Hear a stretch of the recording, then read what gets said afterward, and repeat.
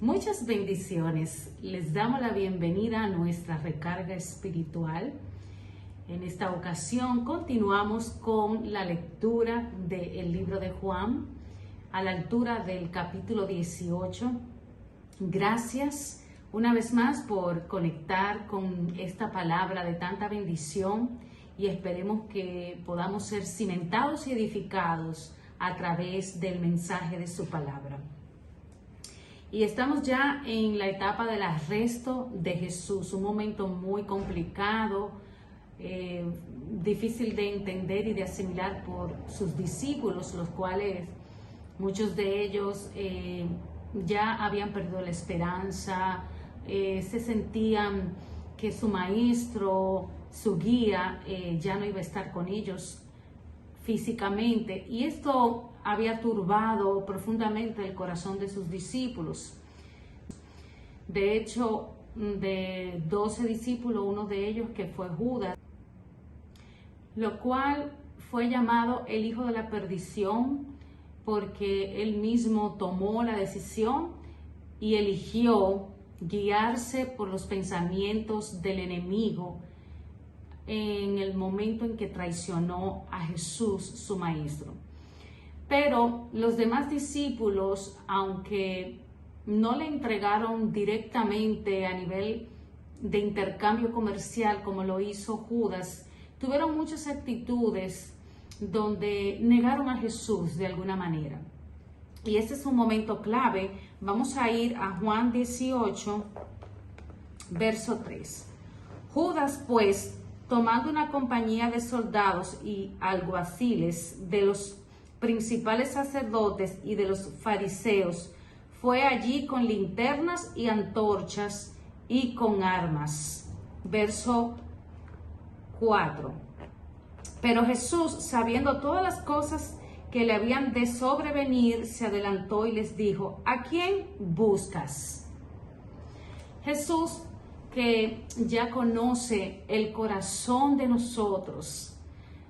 Muchas veces nosotros pensamos que Dios no está pendiente a nuestros pensamientos de falta de perdón, de falta de amor hacia nuestra familia, hacia los compañeros de trabajo, esa falta de misericordia. Jesús conoce todos nuestros pensamientos. Tenemos que cuidar la manera como hablamos, como pensamos, esos sentimientos negativos de serle de traición a aquellos que han depositado su confianza, su fidelidad sobre nosotros. Y cuando Judas fue a buscar a Jesús, él mismo le hizo la pregunta: ¿que quién busca? Porque él conoce todas las cosas. Y Judas no estaba fuera del control de Jesús. Verso 5. Le respondieron: ¿a Jesús Nazareno? Jesús le dijo: yo soy. Y estaba también con ellos Judas, el que le entregaba. Aquí vemos otro yo soy, porque Jesús en su esencia siempre demostró que fue Dios. Ellos pensaban que estaban buscando a un humano, a una persona común. Pero aquí Jesús les revela a esos perseguidores, a estos fariseos y engañadores que querían eliminarlo para ellos mantener su reinado, para ellos mantener su posición. Y es cuando ahí Él le declara que Él es el gran yo soy. Y delante del gran yo soy, ¿quién puede resistir tal poderío y tal gloria? Y cuando Él se revela como el gran yo soy, aunque ellos no pudieron verle con la gloria que Él manifestó en ese momento, Jesús dejó claro quién Él era.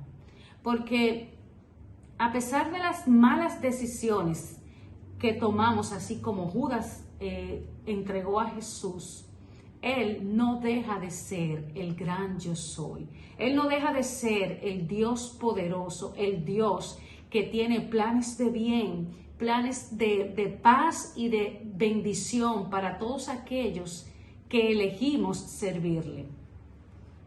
Verso 6. Cuando les dijo, yo soy, retrocedieron y cayeron a tierra. Fíjate, fue tanto el poderío y la gloria que vieron a aquellos enemigos que se acercaban a él. Venían compañías de soldados, alguaciles, de los principales sacerdotes, venían fariseos, venían con linternas, dice la palabra del Señor, con antorchas y armas. Pero cuando él declaró que el gran yo soy estaba delante de ellos, dice la Biblia que ellos tuvieron que retroceder y tuvieron que caer en tierra, porque nada ni nadie puede resistirse para la gloria del Señor. Y aún ese poderío, aún esa majestad, no era el momento de manifestar su gloria, porque esa gloria que él manifestó de que era el gran yo soy, pudo haberlo fulminado a todos. Mas sin embargo, ellos retrocedieron porque no aguantaron la gloria y cayeron a tierra. Verso 7, volvió pues a preguntarles, ¿a quién buscáis? Y ellos dijeron, a Jesús Nazareno. Verso 8, respondiendo Jesús, os he dicho que yo soy, pues si me buscáis a mí, dejad ir a estos. Verso 9, para que se cumpliese aquello que había dicho, de los que me diste, no perdí ninguno. Vemos cómo estos sacerdotes estaban empecinados y creían que podían destruir al gran yo soy. Resistieron la grandeza del Padre. Mas sin embargo, esto tenía que cumplirse. Era necesario que Jesús no retrocediera, aunque en un momento más adelante vamos a ver que Él tiene una lucha interna y le pide al Padre que no se haga su voluntad sino la de Él. Pero en todo tiempo Jesús estaba enfocado en que tenía que terminar la obra que Él vino a hacer aquí en la tierra. Y la única manera, el único camino que tenía Jesús para poder redimirnos, para poder tener esa relación directa y romper esa barrera que nos separaba del Padre, era Él entregándose como cordero, un sacrificio vivo y agradable en la cruz del Calvario. Vamos a ver el verso 10. Entonces Simón Pedro, que tenía una espada, la desvainó e hirió al siervo del sumo sacerdote y le cortó la oreja derecha, y el siervo se llamaba Malco. Verso 11. Jesús entonces dijo a Pedro, mete tu espada en la vaina, la copa que el Padre me ha dado, ¿no la he de beber? Y muchas veces nosotros actuamos como Pedro, creemos que podemos solucionar los conflictos, los levantamientos con nuestras armas naturales.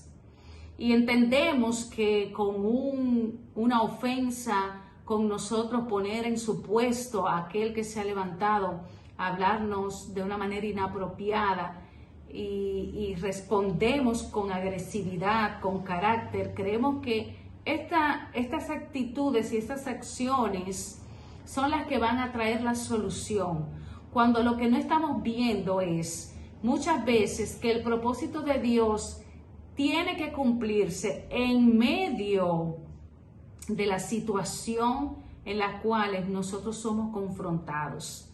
Por eso Jesús lo reprende y le dice a Pedro que devolviera sus armas carnales, que no es con su propia fuerza, que esta situación que él estaba enfrentando era necesario de que él bebiera de esa copa que era amarga, que era difícil, pero era necesario que Jesús pasara por el proceso de ser perseguido, de ser vendido, de ser traicionado, para él poder cumplir su obra aquí en la tierra. Y vemos que Pedro era muy violento. Pedro todo lo resolvía con situaciones, por eso el Señor tuvo que hacer un cambio y quebrantar el corazón de Pedro, porque muchas veces nos sentimos autosuficientes, el defensor de todo el mundo, y buscamos problemas y herimos a personas que no tienen nada que ver con el propósito por el cual la situación es levantada. Por eso te digo que debemos abandonar nuestras propias armas, nuestra propia voluntad. Jesús, hay momentos que te dice mujer, que te dice a ti hombre, que no es con tu fuerza. Tú como mujer sabia tienes la fuerza del Señor si estás pasando un proceso difícil en tu matrimonio. Y tú como hombre tienes que depositar tu fe y tu esperanza en Dios, porque Él es el que va a pelear esa difícil batalla en tu lugar de trabajo, con tus finanzas. No es con tus propias fuerzas. Vemos a un Pedro que debió aprender una lección muy fuerte, porque Jesús le quiso demostrar a Pedro que las cosas no son a la manera del hombre, que hay situaciones en nuestras vidas que tenemos que dejar que el Señor sea que obre, aunque nos veamos al borde de la muerte, aunque tengamos todas las armas para defendernos, van a haber momentos en que vamos a tener que guardar nuestra espada. Verso número 12.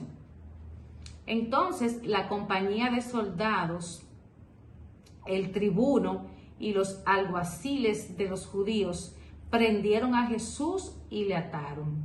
Vemos que aunque el gran yo soy se rebeló y ellos tuvieron que retroceder y caer al suelo de tanta gloria, aún así ellos no pudieron ver delante de quién estaban, porque sus ojos estaban enceguecidos, su corazón estaba entenebrecido, y prendieron a Jesús. Fue parte del plan. Y dice la palabra que lo ataron. Verso 13. Y le llevaron primeramente a Anás, porque era suegro de Caifás, que era sumo sacerdote aquel año. Verso 14. Era Caifás el que había dado el consejo a los judíos de que convenía que un solo hombre muriese por el pueblo. Y aparentaba todo aquel escenario de que Jesús había vencido sus fuerzas. Aparentaba de que no había una solución, porque ya Jesús había sido atrapado a pesar del poderío y la gloria que él externaba. Él tuvo que humillarse a sí mismo, dejarse pisotear, dejarse atar, dejarse prender y llevar por hombres plagados de maldad, para él cumplir el propósito por el cual él vino a la tierra. Y ese propósito tiene tu nombre. Por lo tanto, que en este momento todos estemos valorando ese hermoso sacrificio que hizo Jesús por nosotros en la cruz del Calvario, y cómo el amor y la misericordia de Jesús se pudo mostrar en ese tiempo de tanta dificultad. Dios te bendiga. Gracias por acompañarnos una vez más a nuestro estudio. Esperamos encontrarnos para una próxima oportunidad.